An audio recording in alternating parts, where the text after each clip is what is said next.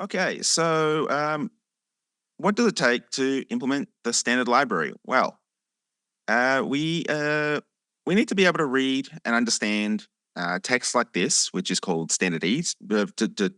To start, I don't want you to actually read the text on screen. There's a lot of it. It's not really relevant. What you need to understand is the format, so that way when this stuff comes up again, you understand this is standard text. And standard text, or standardese as it's commonly called, is a description of what the C++ language and the standard library provide, and it outlines the rules that users can expect and what's going to be promised. Um, and so this particular bit of standardese is for std pairs piecewise constructor. And it's our responsibility as an implementer to be able to turn this into something that turn this from text into something that a user uh, can then take and put into their program. And that might look like code that you would see in an ordinary header, or it could take a completely different shape based on some other requirements. And we'll get into that a little bit later on. But before we get into the nuts and bolts of things, we really should first start to think about what it is that we want as just general developers. And I picked three things that I am hoping we can all agree on as being important at some point in the development process. And those are correctness, including reliability, safety, and security, good performance, and good diagnostics. Now, you may disagree on the priorities of some of these things, although I do hope that correctness is number one for everyone. But at least I'm hoping that it's not controversial to say that all three of these things are important to everyone at some point. And when I say correctness, the first thing that probably comes to mind is that the interface is correct. That the types that we return are the right types, and the values of the functions that you call, that they're returning the correct values. It wouldn't be a very good job for vectors empty to return the exact opposite value of its defined of its description. So we do need to ensure that the standard library's functional correctness is there, but it's also the responsibility of the standard library to ensure that users are using the interface correctly and helping guide them to a correct usage pattern of the standard library. For example, here we are accessing past the end of the array of the vector, and that's a runtime error. And we'll come back to both of these examples in a little bit. In terms of performance, we want to make sure that the standard library is no slower than something that a general purpose library could ever provide. A specialist library is something that's catered towards a specific application, and it is almost always going to be better than what the standard library can provide. But as a general purpose library, something that is applicable to every domain or nearly every domain just out of the box is the first thing you reach for, the stuff in the standard library implementation shouldn't be any worse than something that you could write on your own. And if it is, we should try and investigate why that's the case and work out what we can do to improve what's in the standard library implementation to ensure that we are offering the best possible performance for the general case. And then finally, the third thing that we're going to talk about are good diagnostics. Now, a diagnostic is something that the implementation uses to communicate with the programmer to say that something might have gone wrong or something is not favorable. You probably know these best as compile time errors, warnings, and the associated notes from that you see with errors and with warnings. A good warning. Oh, sorry. The code on screen is slightly wrong. It will fail to compile, and that's because stdprint requires that you provide a specialization called formattable for every type that you want to print, and we haven't done that here. So the code will fail to compile. And a good diagnostic should leave you feeling empowered. You should be able to go and look at the diagnostic and say, yes, I know what the compiler is trying to tell me. And then I can go and fix my code so that I no longer have this error, and I can continue continue programming. So let's check in with how C++ is doing. Oh dear. It takes 20 lines for us to find out that that the problem is with the std print, and then another 38 lines to identify that the problem is because something isn't formattable. But there isn't really an indication of why that's still a problem and like how to fix it. And so there are a lot of lines here, and this often leaves people feeling more like this, which is something that we'll talk about and work out ways to improve the diagnostic that we just saw. But at this point, you're probably wondering how we achieve these goals as standard library implementers. And the first thing that we would want to talk about are the general engineering practices. These are the things that typically ensure correctness. And so these practices should feel familiar if you've been a software engineer for a little bit of time, and maybe there'll be some new practices that you might want to incorporate into your own development approach. And so the first one is to ensure that your program or your library is functionally correct. That's primarily the job of a unit test. A unit test takes one thing and ensures that in isolation, under ideal conditions, the component is correct. And I found that the best way to ensure that everything is correct and minimize the amount of incorrectness in my programs is to use something called test-driven development. It's something that my university pushed, but I didn't really understand at the time. And then a couple of years ago, Phil gave a session on test-driven development in C++, and it really changed my perspective on how to go about TDD.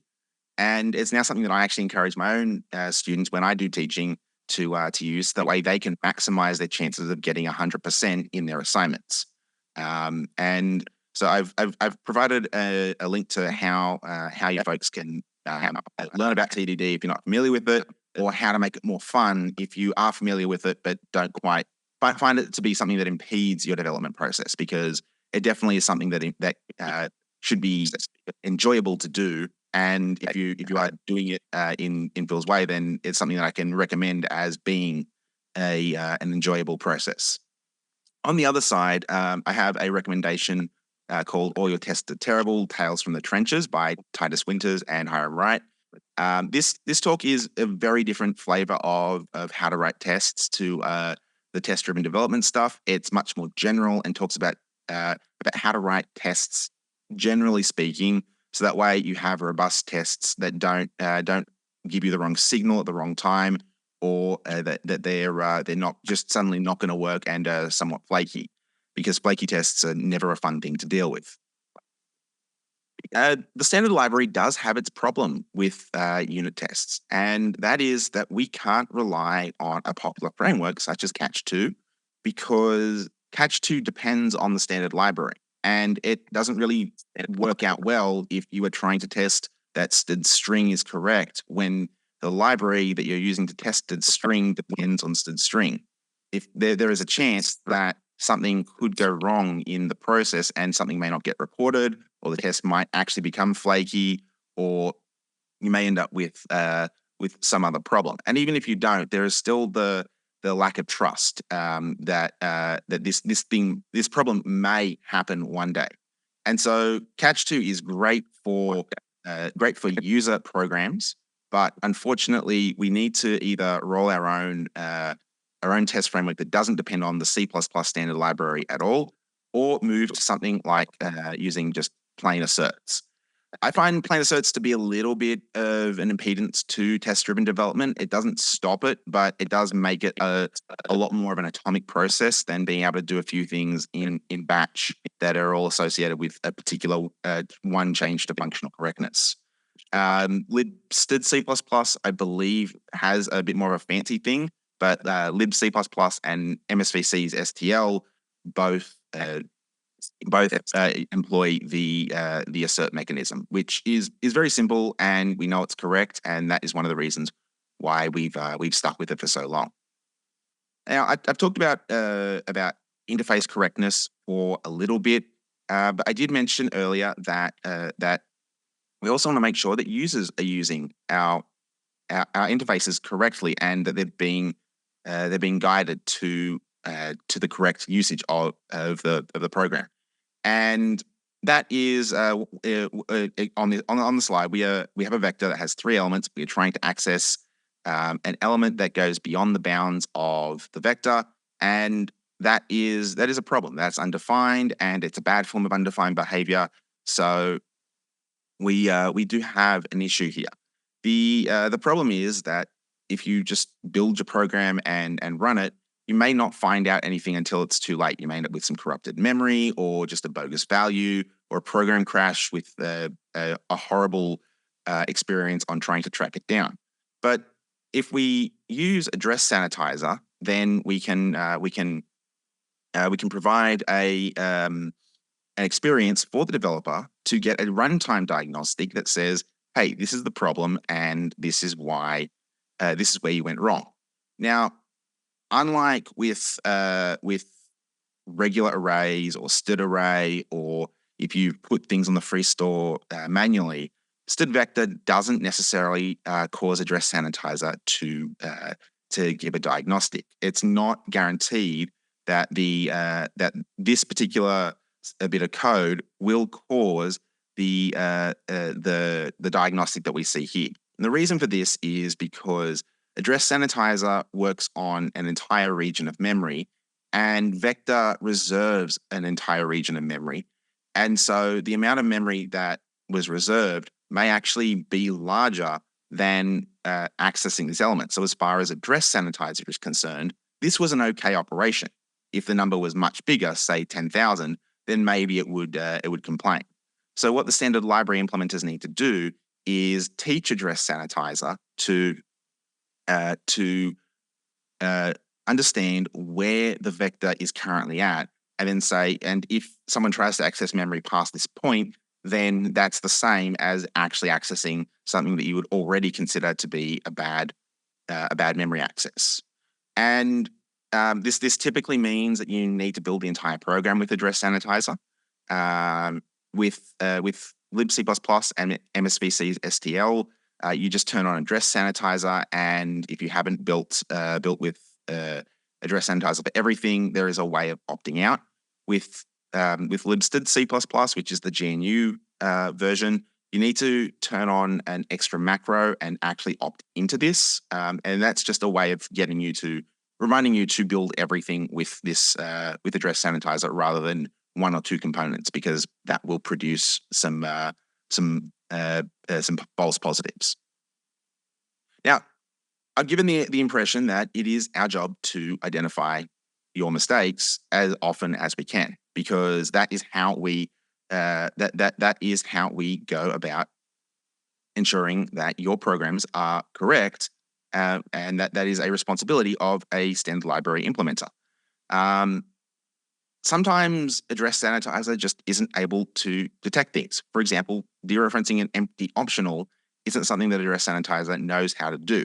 Maybe the bogus value will cause address sanitizer to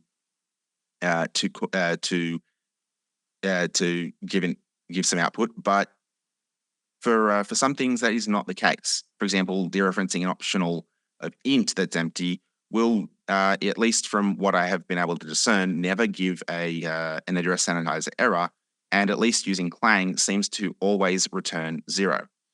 And that's not great. Returning an empty optional is like returning an empty. It's like dereferencing an empty optional is like dereferencing a null pointer. It's a meaningless operation, and we would probably want to ensure that that users are not dereferencing empty optionals.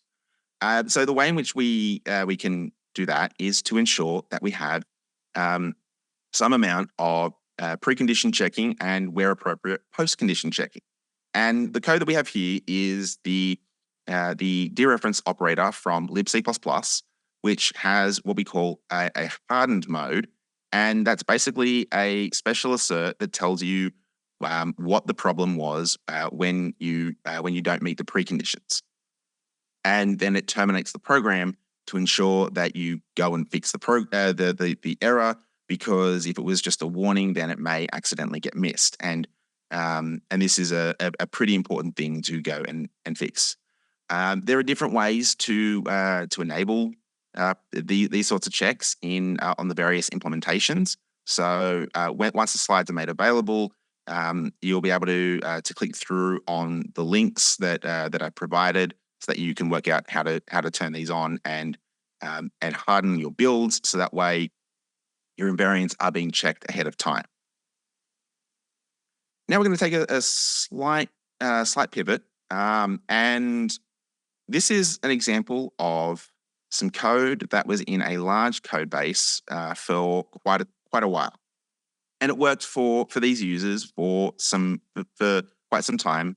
And then one day they decided to update their standard library implementation, and it suddenly broke. And from their perspective, this was a random failure, and they didn't understand why. And so they had to come and talk with their upstream implementation. And it turns out that this particular usage is undefined. And the reason that it's undefined is because the code was using a uniform in distribution of signed char, and the rules of uniform in distribution say that anything that's smaller than a short or larger than a long, or their unsigned equivalents, is undefined. And the implementation had accidentally supported the signed char and unsigned char variants, and had realized that maybe they shouldn't be supporting that because they don't actually have any tests to ensure that it is correct.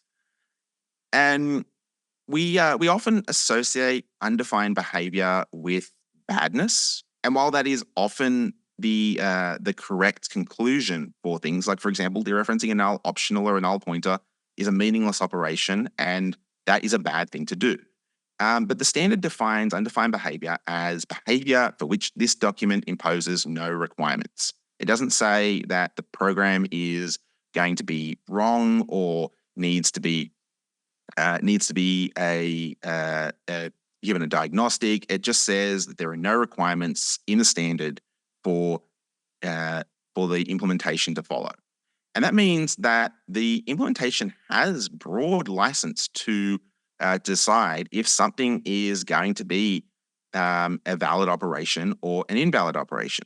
They do have some amount of discretion to say, okay, we're going to support this as an extension to what the actual standard says about things. And so, if the implementation wants to support using signed char or unsigned char, or something larger than long, such as a 128-bit integer, then they have that ability. They don't have to support it, and if they do choose to support it, my reading of the standard is that they're required to provide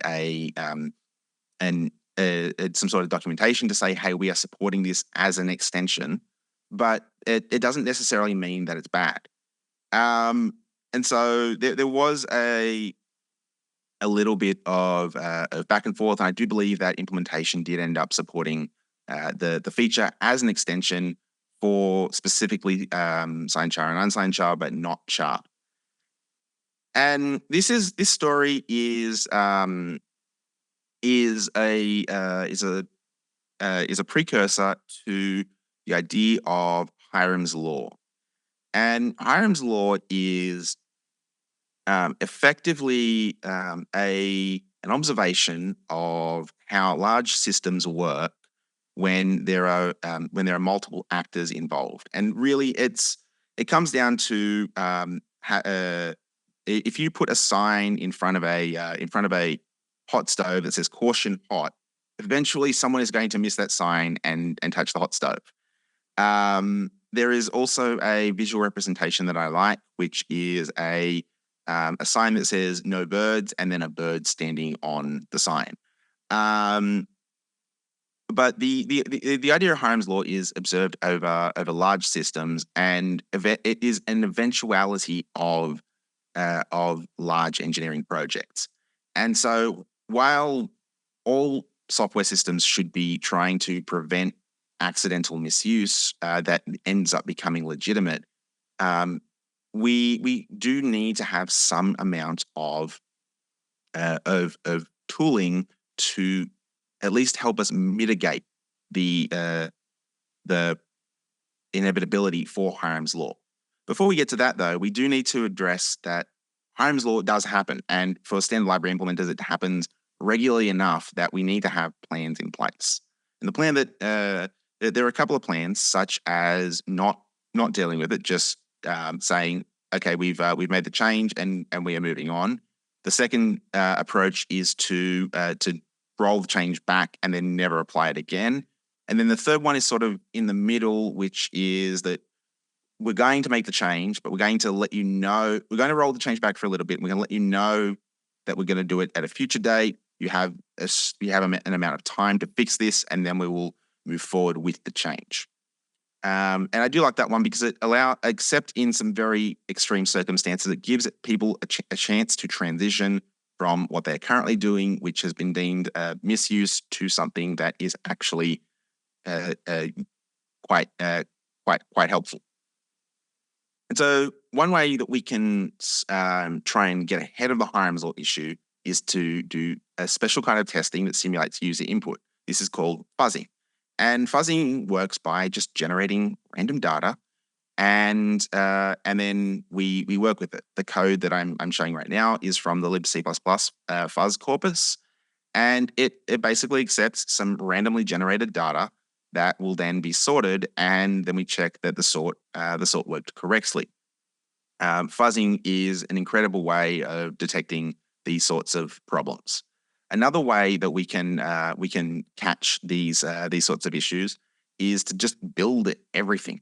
And libraries have the opportunity to build their clients, but the standard library has some amount of uniqueness here in that it enjoys widespread ubiquitous use.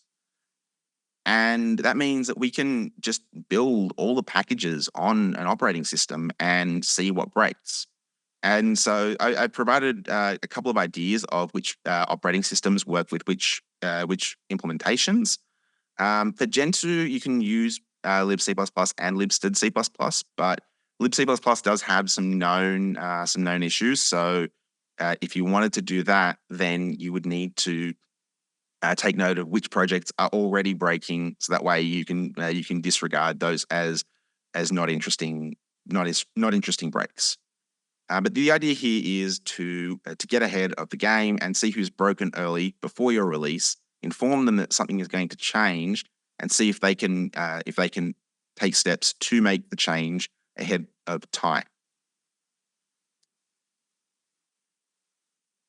Okay. So we've talked about correctness for quite a while now, and now we're going to take a bit of a shift into performance. Performance is secondary to correctness, but it's still critically important to C++ programmers. That is one of the fundamental reasons that we still use C++. Performance comes in two main variants. We have speed performance and size performance. Today we'll be focusing on speed. And I want to paint the picture that we're looking for here today, which is that we're not concerned with big O performance here.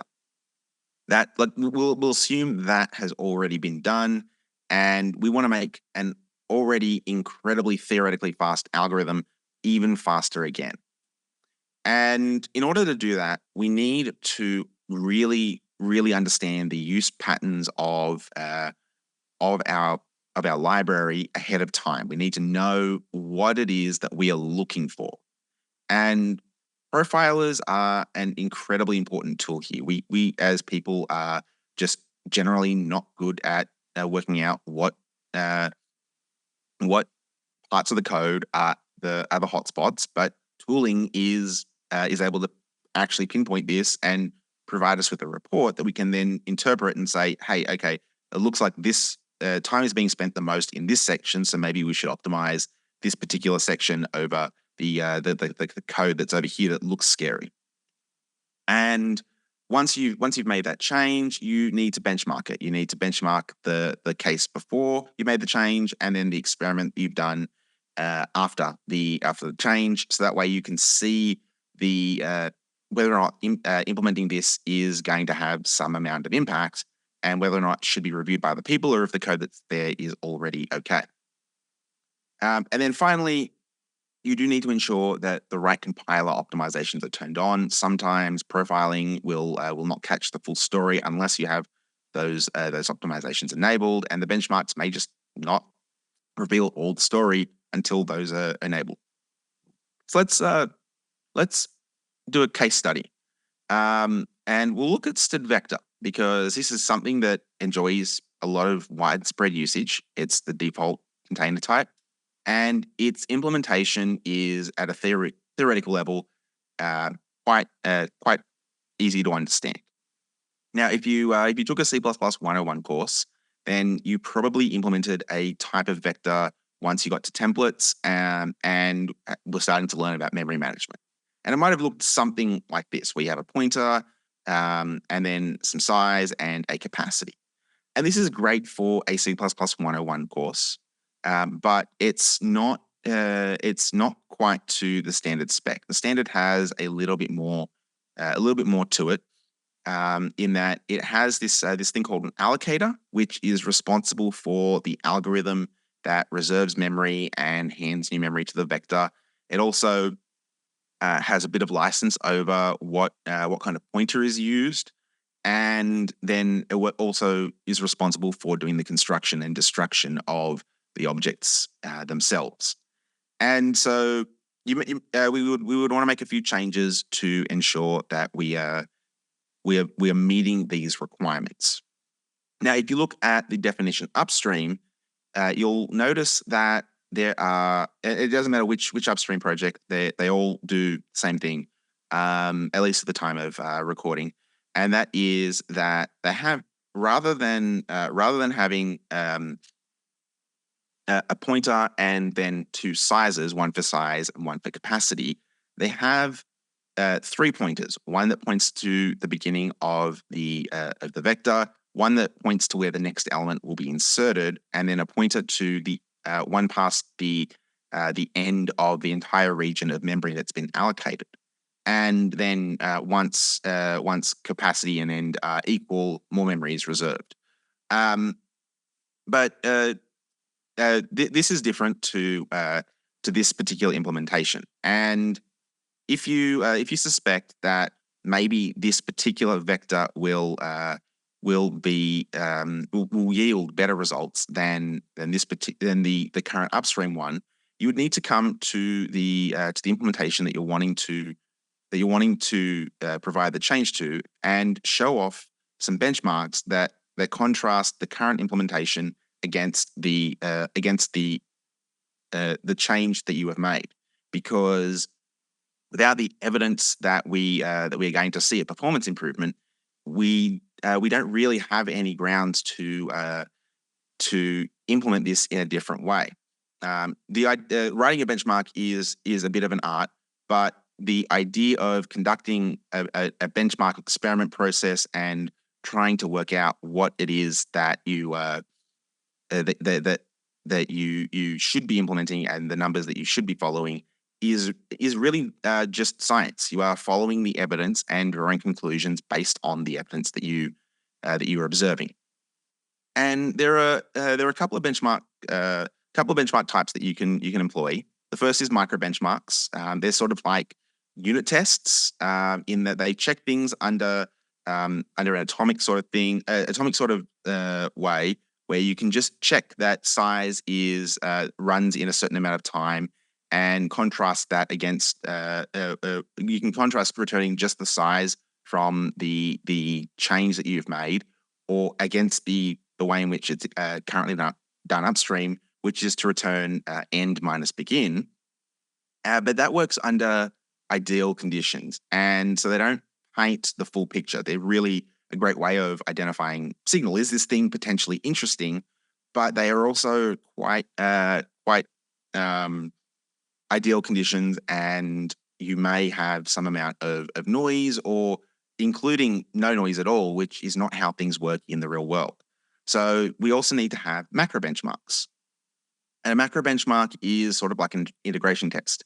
It's running an actual program and then seeing what it is that you can get out of the program. Like, does the whole program that has been optimized and been transformed into something that you would actually give to a user? Are you seeing any benefits there? And that is a very important part of the benchmarking process.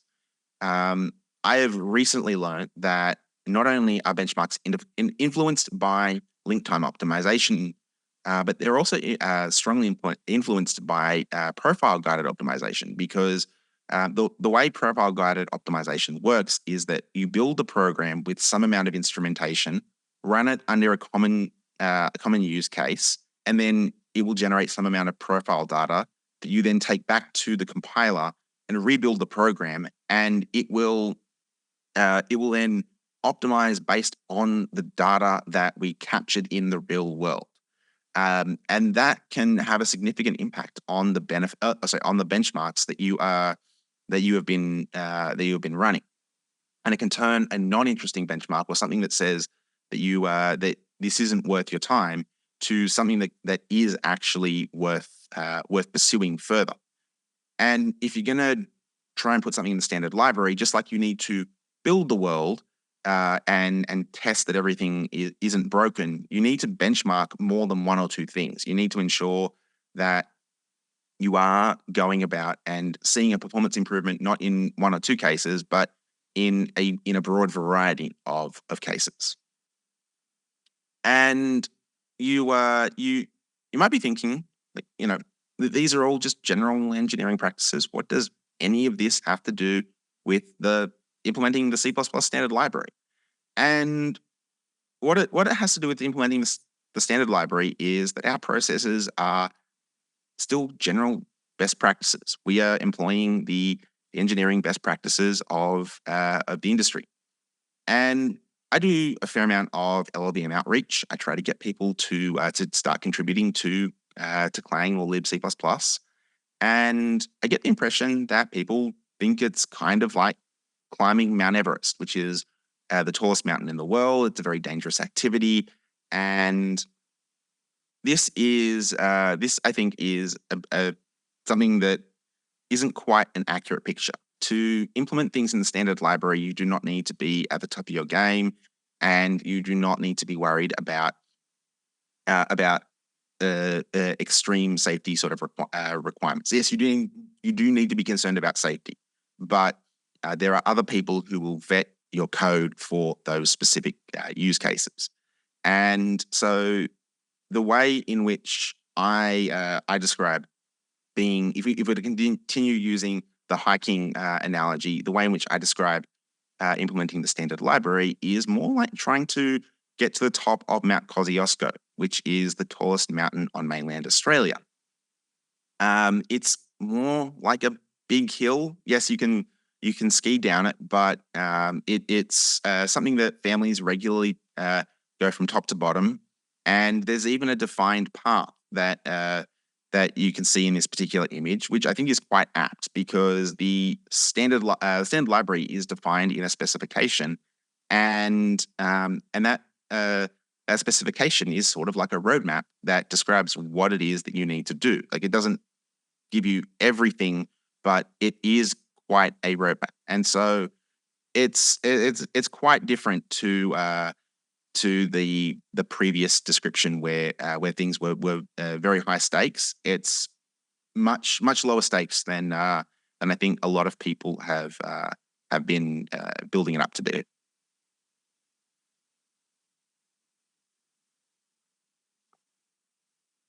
Having said that, you do need to understand what you're getting yourself into. It's not all sunshine and rainbows. There are some things that are very important and that you do need to understand ahead of time. So we'll talk about three of those things. The first thing is that we're roughly 40 minutes in, and the standard library still hasn't been precisely defined in this session. And so let's quickly take a look and try and work out what the standard library is. On one extreme, we have the idea that the standard library is the set of headers and the runtime component that ships with the compiler, such as vector or printf, and that's the really practical answer. It's what comes with the standard library. So it's what comes with the compiler. On the other side, you have something that says the body of text from library through thread in the C++ standard. And that's completely theoretical answer, because the standard library is just some text that we have to then go and implement. And so these two extremes are not quite the same, but they do agree that the standard library is in namespace std or it's in libc. And so I think this is not quite the question that we want to be addressing, but rather what is the C++ implementation? I think this is something that's much more fundamental, because everyone has in their head an idea of what the standard library is, and it's roughly correct. But the idea of what the C++ implementation is slightly more fuzzy.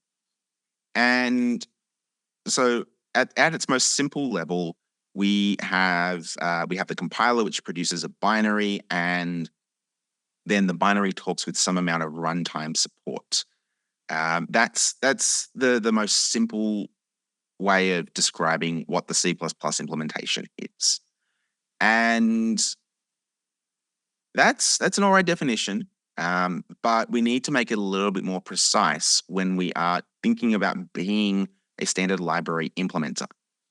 And so the first thing that I want to do is tease out the linker from the compiler. We often combine these two things into thinking of it as one entity, because we typically invoke the linker just by typing in the compiler's name, and then the compiler driver will invoke the linker on our behalf. But it's actually a distinct step. We build multiple source files. We get static objects, and then we link them together to produce a program. And then there's also a runtime linker that may link in shared objects as well. And so we really do need to think about the linker as a separate part of the implementation. And once we've done that, we should probably think about what it means to have runtime support.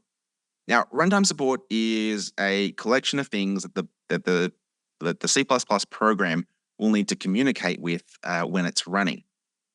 And so I've broken these down into 4 components. We have the compiler runtime support library, which involves things such as address sanitizer. We have the C++ standard library. We have the C standard library, and exception handling, which, if you are not building with exceptions, is typically just a no-op.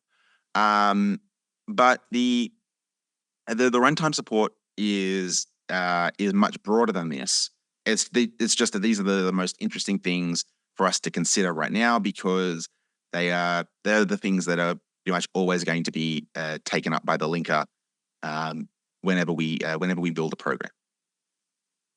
And from here, we also need to consider that the compiler does funky things with C++'s standard library. It does have some amount of say in what goes on when you're building the C++ standard library, and then when you're building programs that use the C++ standard library. We'll come back to that in a moment. Beyond the idea of going from compiler to linker to a binary and then having some amount of runtime support, we need to recognize that binaries don't necessarily operate directly on in isolation. They may operate on an operating system, and there may be other processes that are happening around them. And so that means that the operating system is also a part of the implementation. I'm going to gloss over the idea of containers and virtual machines, because that would take us down a rabbit hole that would probably take too much time to cover. So we're going to jump straight to hardware, and it's important to recognize that all C++ programs operate on some sort of hardware, and that means that the implementation starts at the hardware level at the very least. Again, you could broaden this and generalize it a little bit more. We're not going to do that today. We're going to stop at the hardware level.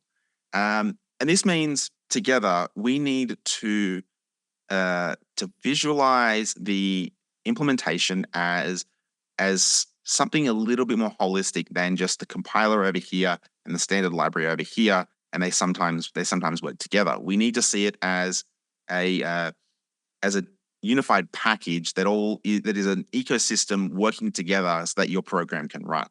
Now, as a user, you don't need to worry about this. This is not the perspective that users need to take. If they take this perspective, then you're more than welcome to. But as an implementer, having a more holistic approach gives you a way to see things in a different light and implement things slightly out of the box. And it's this sort of perspective that drew me to the conclusion that standard library implementers are a special kind of compiler developer. Now, not every standard library implementer will agree with me on this, and so I do want to go into why this is the case. But you're probably wondering why I consider them to be standard library. So why I consider standard library implementers to be compiler developers, when you can install the compiler as one package on your system, and then you can install the standard library package as something completely different. And you can even interchange them. You can use Clang and libstd C++ if you want, or GCC and libc++. So I think this requires a little bit of consideration. And so sometimes the compiler input is actually necessary. Like, for example, you can't implement the standard module without modules being in the compiler. But other times, the compiler is the only source of truth for some information. For example, determining if something is trivially copyable is not something that C++ lets you do outside that type trait is trivially copyable. And so the compiler needs to intervene here and say, yes, the type this is something that's trivially copyable, or no, this is not something that's trivially copyable. And so sometimes we do need the compiler to provide us with direct information.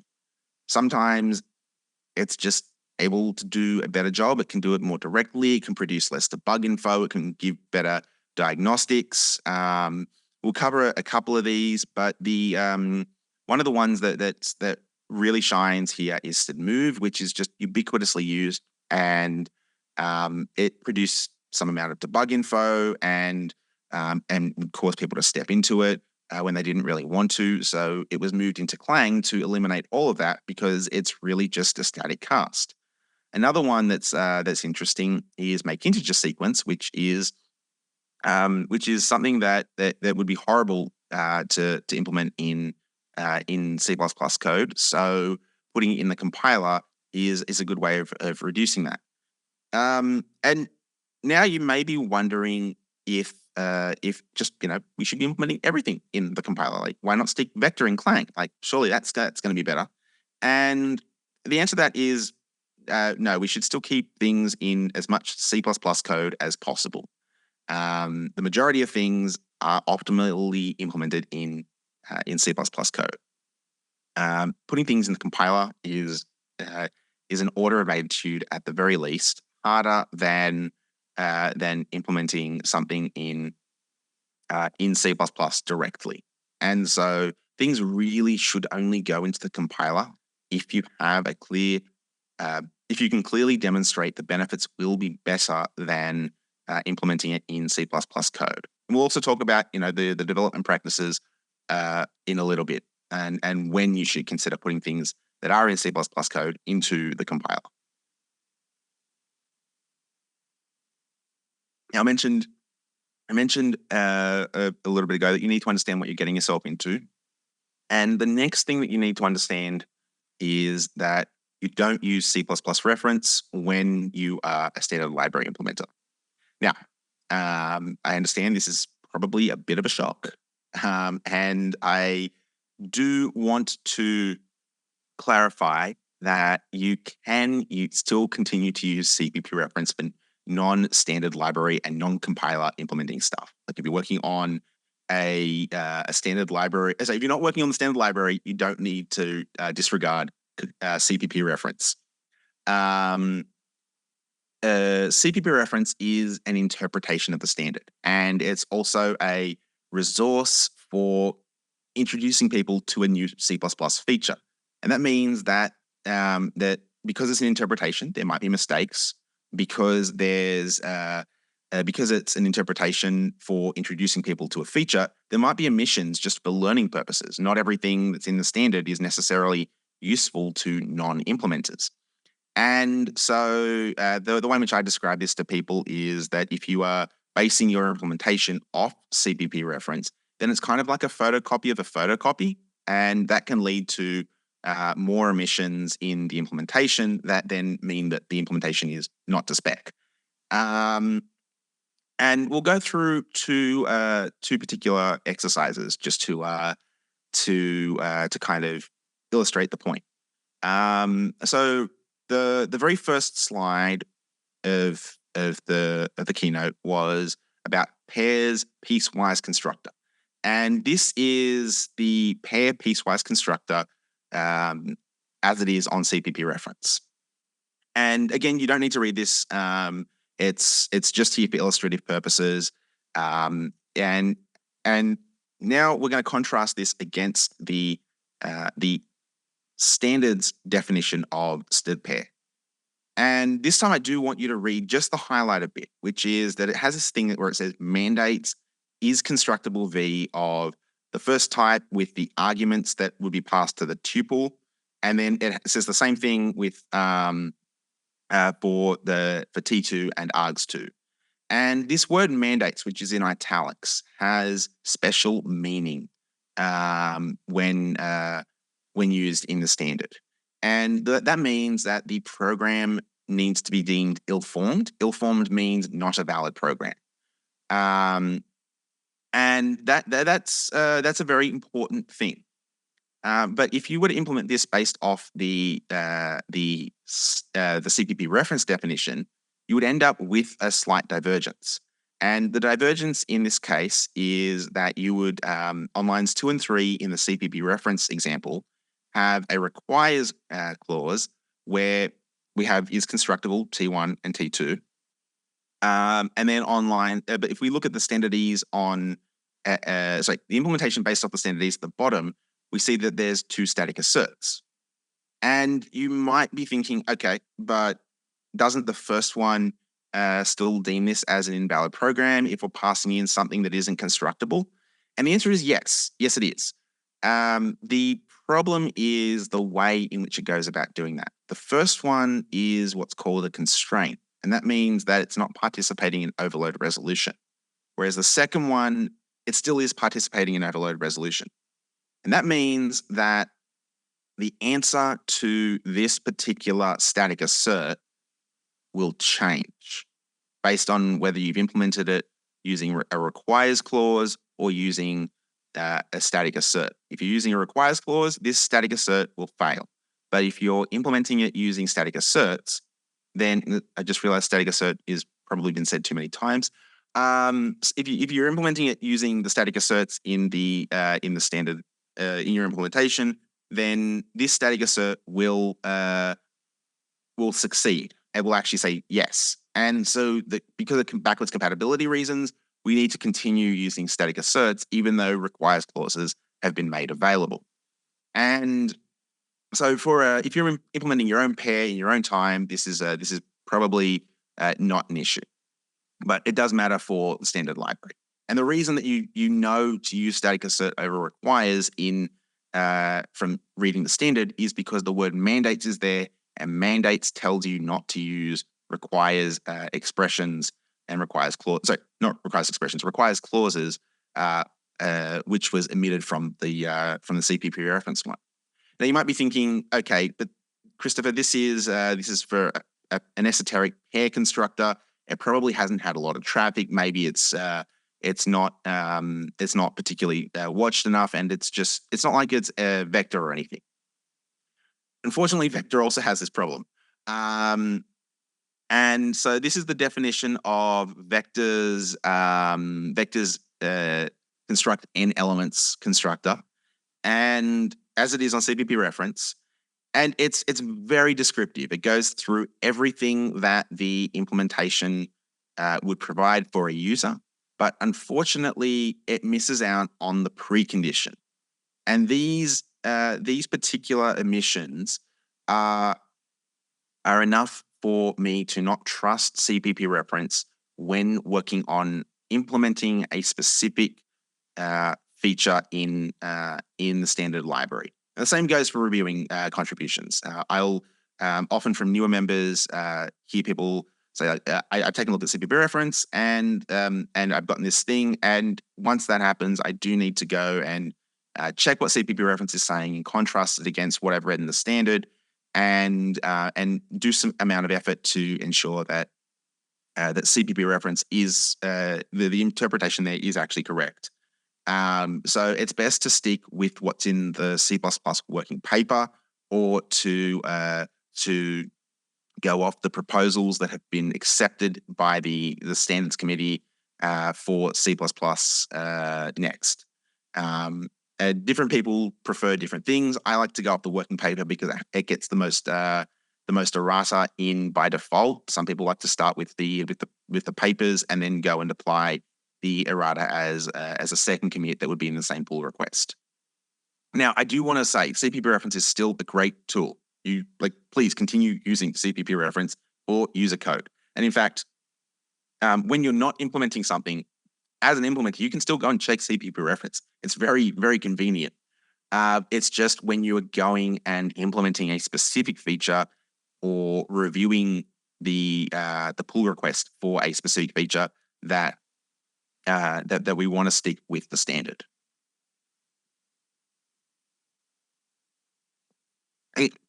Now that we've talked about what it is that we're getting into, we have to consider the exclusive nature of the standard library. I mentioned earlier that the standard library has a bit of compiler influence in it, and that's what we're going to talk about here.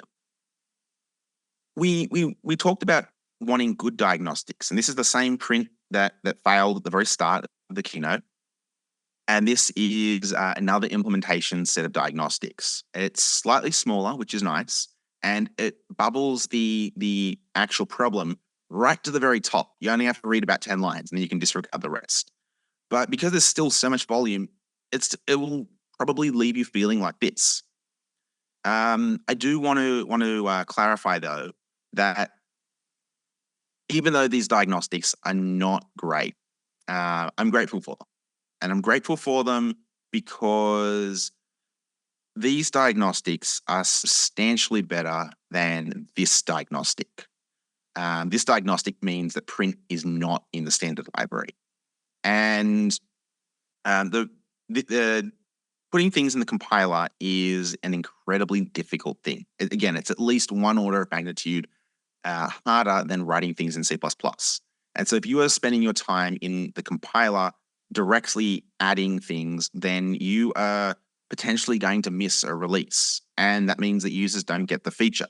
So we need to make a trade-off here. Do we provide the feature first and maybe have a bit of bad user experience and then iterate on it to give us a better user experience over time? Or do we get it perfect the first time and then move on? And at least in my opinion, I think getting the feature there first and getting people using the feature and then getting feedback on what works and what doesn't work for people is the right way. And so we start with putting things in C++ code, unless we absolutely cannot, like for it is trivially copyable, for example.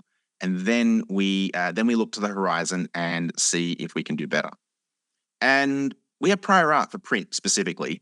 For example, printf, which is in C, gets some amount of compiler input when we try to pass the wrong, when we have a type mismatch between the format specifier and the object that's being passed in. Now, that is because C doesn't have any way of doing type checking at the interface level. And so the compiler does need to step in. Otherwise, we would end up with probably a bad variety of undefined behavior. But this is a good starting point for an idea of what the diagnostic could look like. And so I have crafted this the print equivalent of what the diagnostic would look like for std print, and it's basically the same as that second diagnostic that we saw, but without all the context that was building up underneath the actual reason. And I think this is a goal that we should strive for. And this is my preferred one. It's the same as the previous slide, except that it also provides users with a starting point so they don't need to go and check documentation. I can never remember how to write std formatter. So having the compiler just say, hey, maybe this is what you want would be ideal for me. But in order to do this, you need some amount of compiler extensions. You either need to put this in the compiler directly or have the compiler give you some sort of way to communicate with it, so that way you can communicate with the compiler and say, hey, this is where things went wrong. And so the standard library should really be using extensions where it can to ensure that the standard library utility is the best it can be for users. Now, whether or not users use extensions in their own code is not something I have an opinion on, but from the perspective of the standard library, it is fairly useful. And that brings us to quite close to the end of the talk. This section is really just going to be wrapping things up. Today, we have learnt that the compiler and the runtime are inextricably linked, and that cohesion, that covalent bond, is a good thing. It allows us to deliver the best possible experience for our users. And we also learned that maybe the development practices that we have are not so dissimilar to your own practices. They may be a little bit more rigorous. We may do a little bit more of it, but the practices that we are employing are really not so dissimilar and scary. And then finally, it'd be great if you could join us. All three major implementations are open source, and the communities are great and a good way for you to learn a lot more. I have once the slides will be available, you'll be able to go to your preferred standard library implementation and see how you can contribute. And so hopefully you've learned a little bit. I do want to thank you for indulging me for an hour about what it takes to implement the standard library, and I hope you enjoy the rest of the conference. Thank you.